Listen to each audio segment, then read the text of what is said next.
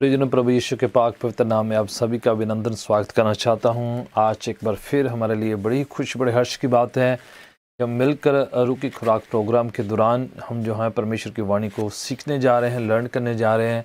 और जितने लोग मुझे डिफरेंट अलग अलग प्लेटफॉर्म पर वॉच कर रहे हैं, मैं चाहूँगा कि हम थोड़ी देर, जितनी देर हम प्रभु की वाणी को सुनते हैं उस समय सारे डिस्ट्रैक्शन को हम दूर करते हुए पूरा ध्यान, पूरा तवज्जो जो है परमेश्वर की वाणी को और ध्यान देंगे। हम सीखेंगे, लर्न करेंगे।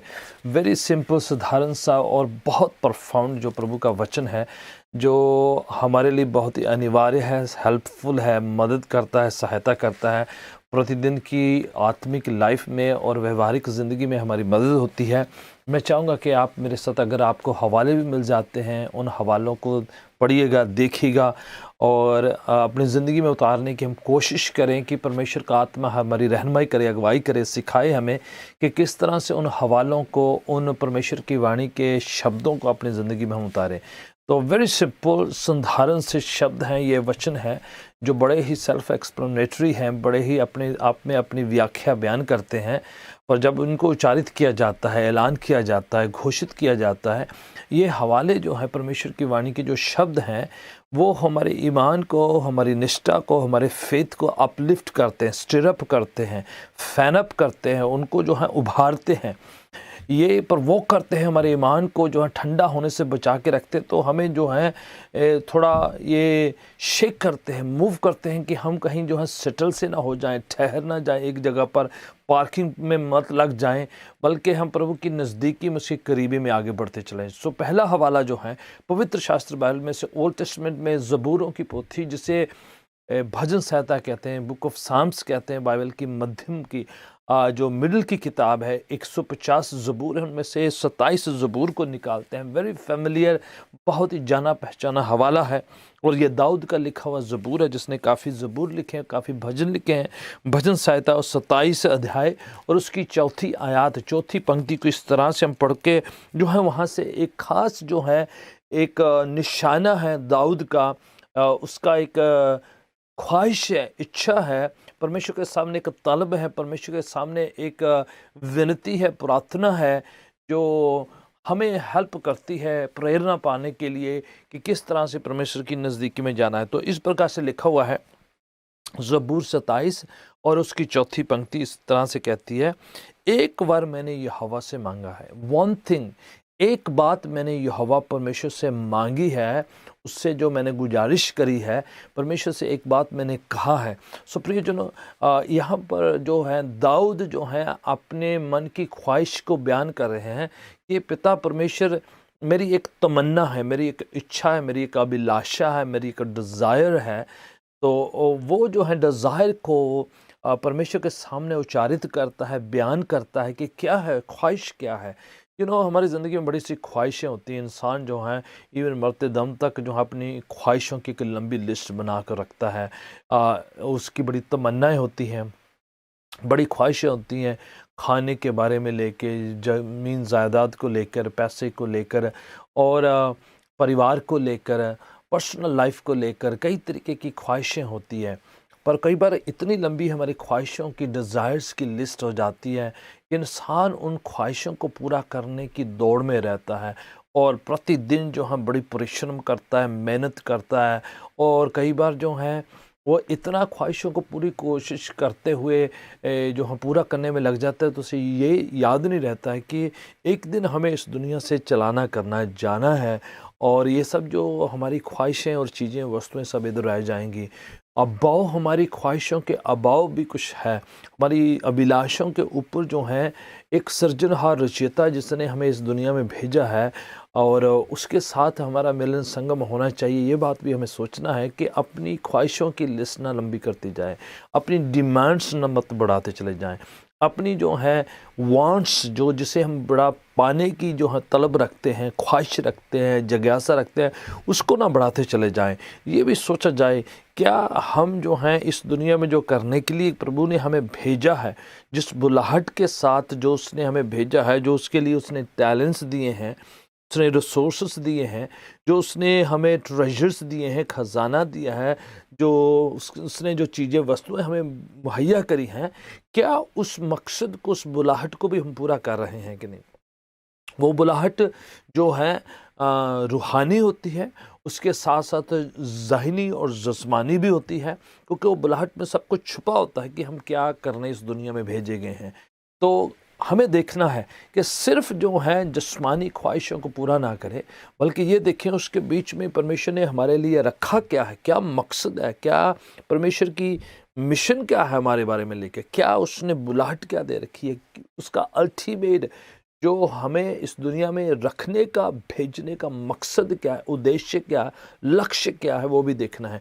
तो दाऊद यहाँ पर जो है जो परमेश्वर के साथ जो एक ख्वाहिश को, एक इच्छा को जाहिर करते हैं कि एक वर मैंने परमेश्वर से मांगा है और उसी की खोज में लगा रहूँगा। इट्स नॉट कि आपने मांग लिया है और मांगने के बाद जो है भूल जाए और उसके बाद बल्कि मैंने बस कह दिया है। तो जैसे प्रभु यीशु मसीह कहते हैं कि प्रार्थना के बारे में सिखाते हैं कि मांगो, फिर कहते हैं ढूंढो, फिर वो कहते हैं खटखटाओ। जो लेवल्स हैं प्रेयर के, प्रार्थना के, उसी तरीके से दाऊद कह रहा है कि एक वर मैंने मांगा है और उसको पूरा करने की, उसको पाने के लिए मैं प्रयत्न करता रहूँगा, उसको I will keep seeking that, and उसी को पाने की मैं ख्वाहिश जो है करता हूँ, उसको पाने के लिए मैं लगा रहता हूँ, प्रयत्न करता हूँ, इनिशिएटिव लेता हूँ, एफर्ट करता हूँ। उसके लिए मैं अपना जो है अपनी तरफ से पूरा जो है अपना पूरा जोर लगाता हूँ कि मैं अपना काम करूँ और परमेश्वर अपना दिव्य और ईश्वरी खुदाई काम करे। जिस्मानी काम हमें करना है, हमें फ़र्ज़ अदा करने हैं, हमें ज़िम्मेदारियाँ अदा करनी है, इनिशिएटिव हमने लेने हैं, कदम हमने उठाने हैं, हाथ हमने आगे बढ़ाना है, होठ हमने खोलने, और कहता है उसी को पाने के लिए मैं कोशिश करता रहता हूँ।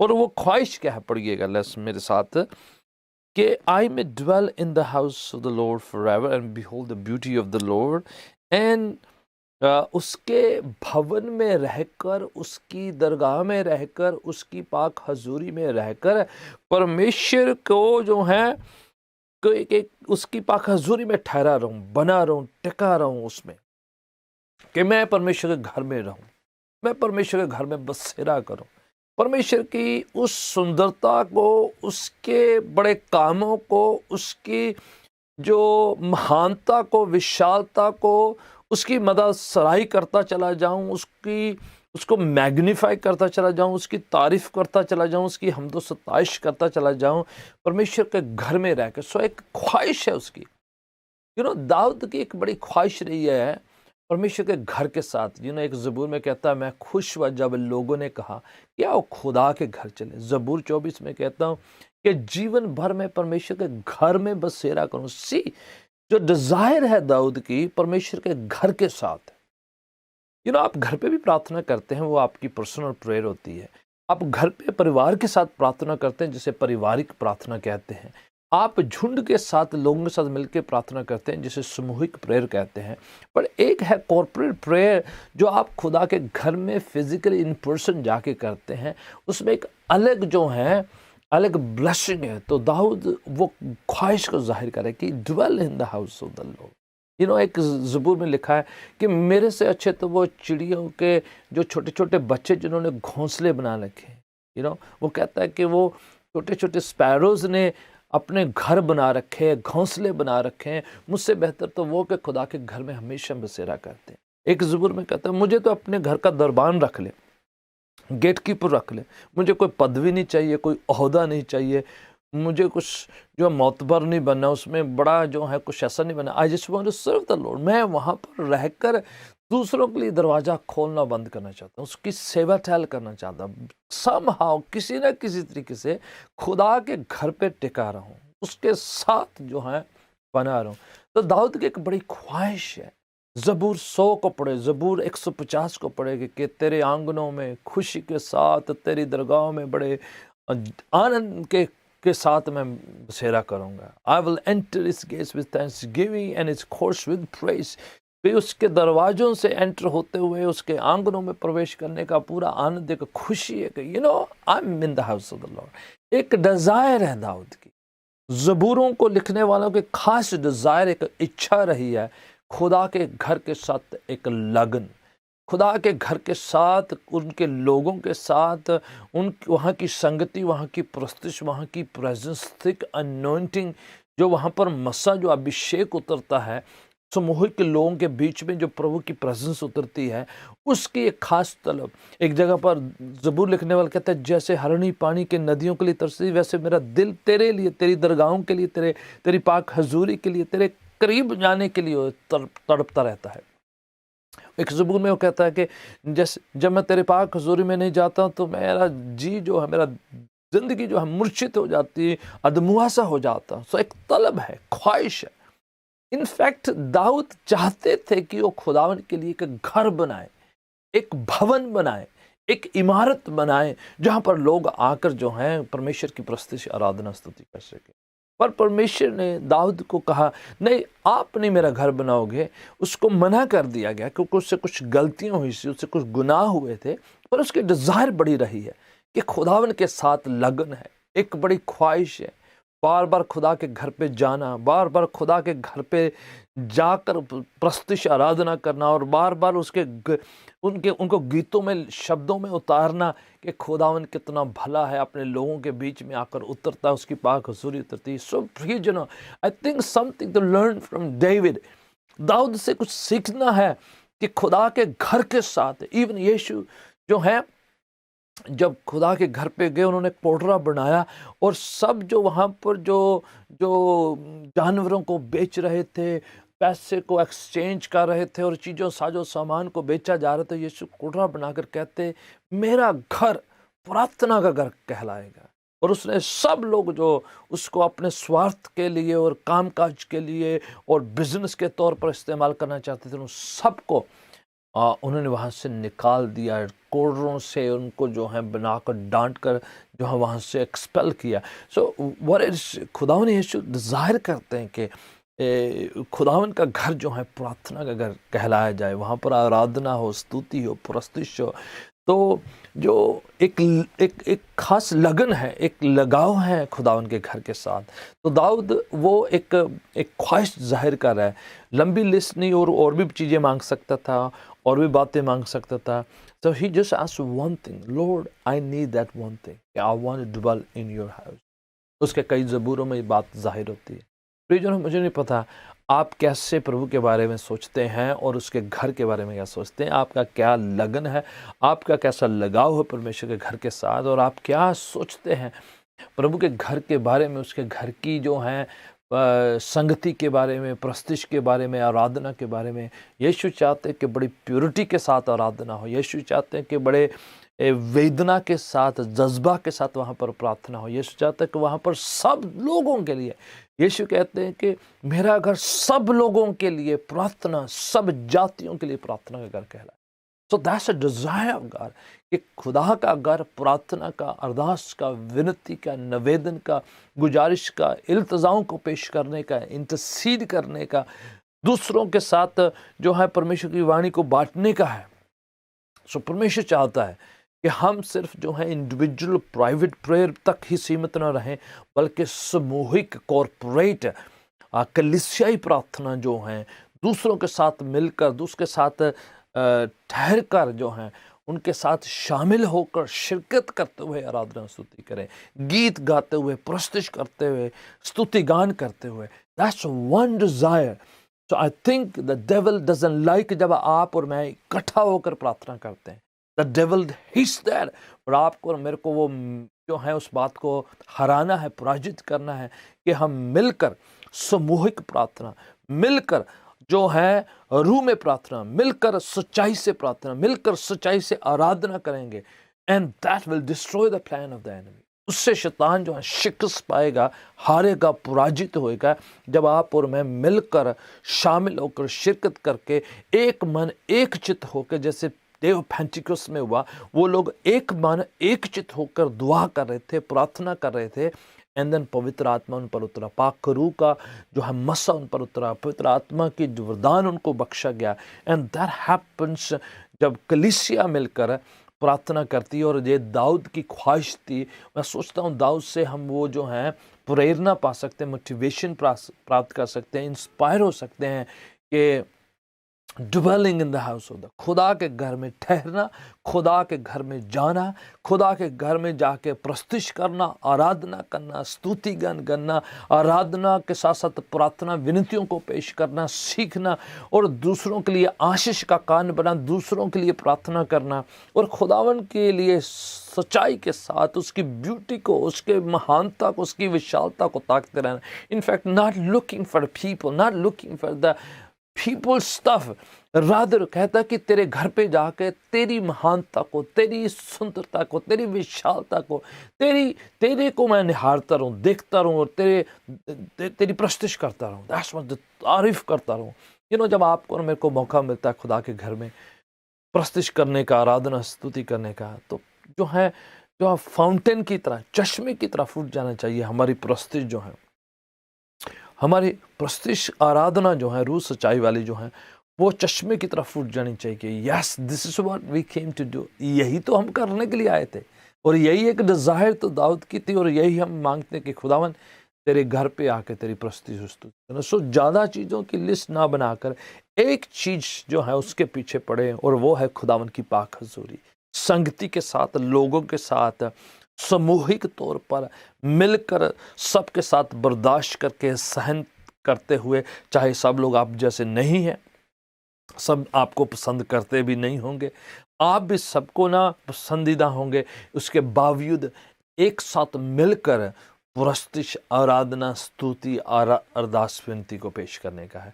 And that's what it is to destroy the plans of the enemy, कि वो नहीं चाहता कि हम इकट्ठे हों। यीशु इसलिए एक भेड़ जो खोगी थी, 99 को छोड़कर एक जो खोगी थी, उसको ढूंढकर झुंड में लेकर आए हैं, क्योंकि उसे पता है 99 जो है सेफ है, सिक्योर हैं, बड़े हिफाजत में हैं, बड़े अच्छी जगह पर महफूज हैं, सुरक्षित हैं।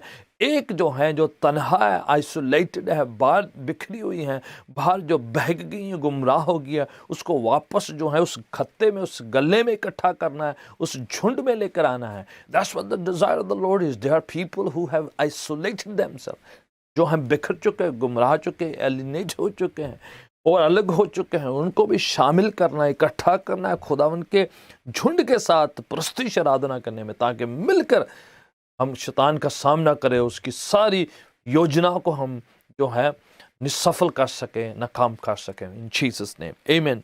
आगे बढ़ते हैं पवित्र शास्त्र बाइबल में से एक और हवाला मैं चाहता हूं कि आप लूका की इंजील में से मेरे साथ पढ़िएगा। अगर आपको मिल जाता है मैं आपके लिए पढ़ूंगा और आप सुनिएगा।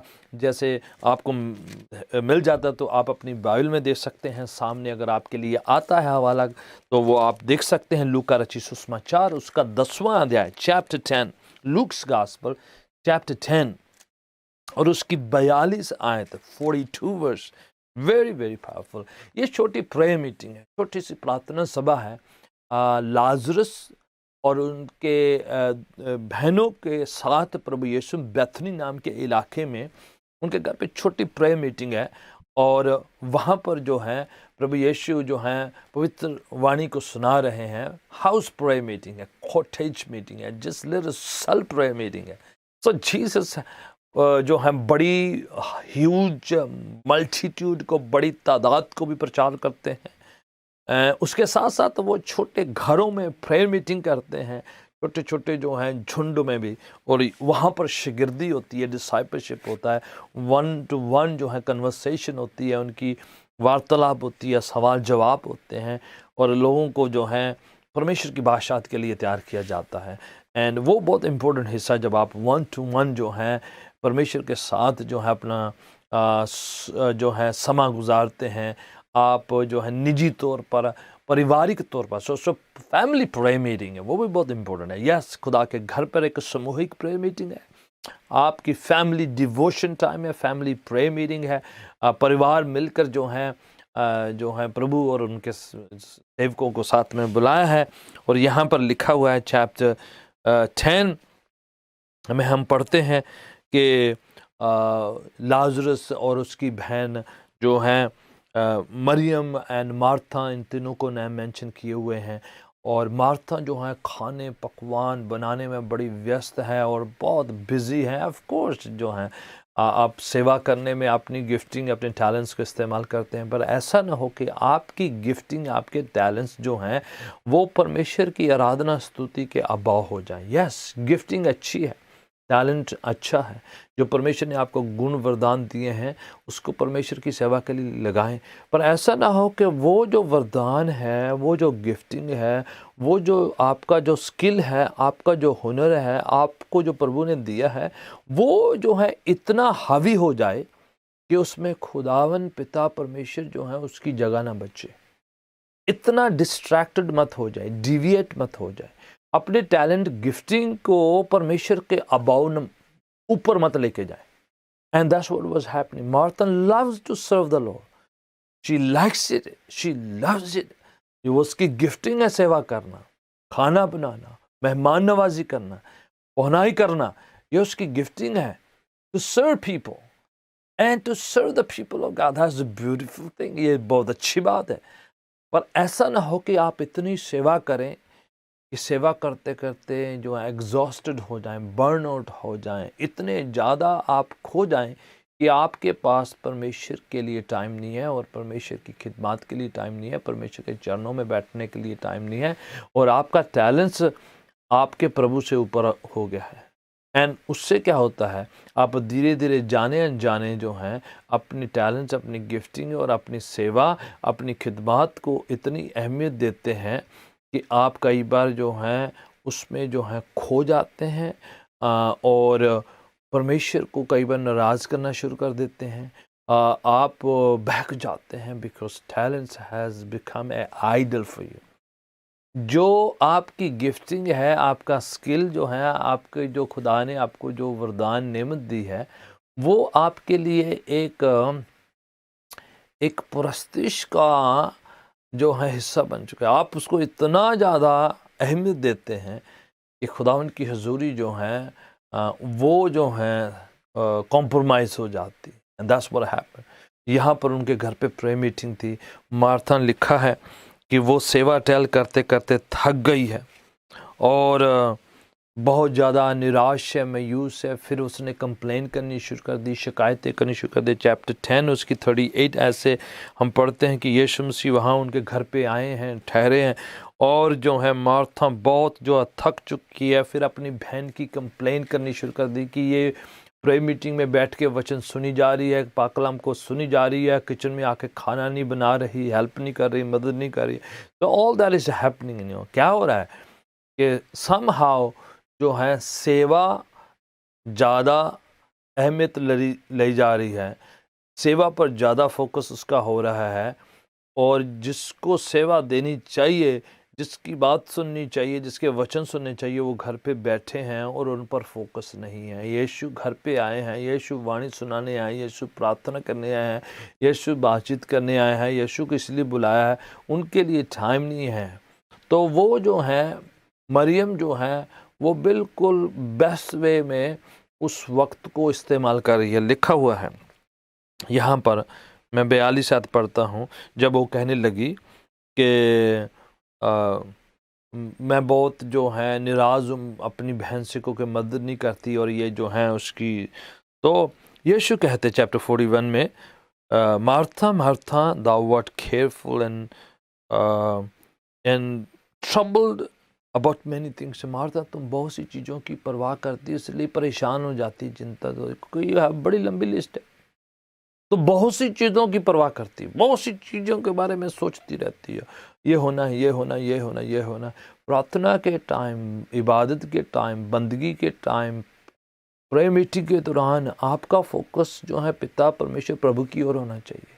आपकी लिस्ट जो है वहाँ पर फ्रीज हो जाए, रुक जाए, उसको छोड़ दीजिए। तो बहुत सी चीज़ों की परवाह मत करें, उस समय अपने परमेश्वर की ओर फोकस करें। तो यीशु कहते पहले से, but one thing is needful. एक चीज़ की कमी है तुम में, और वो मार्था ने चूज कर ली है, उसने वो पकड़ ली है। वो जो तुझ में कमी है वो मरियम ने उसी एक चीज को पकड़ा हुआ है, क्योंकि वो मेन है। वो क्या है? परमेश्वर के चरणों में बैठना, परमेश्वर की वाणी को, परमेश्वर के साथ इंडिविजुअली तौर पर, निजी तौर पर, व्यक्तिगत तौर पर वक्त गुजारना, परमेश्वर की प्रेजेंस को अहमियत देना, पाक हजूरी को वक्त देना, ये बहुत इंपॉर्टेंट है। So one thing is missing.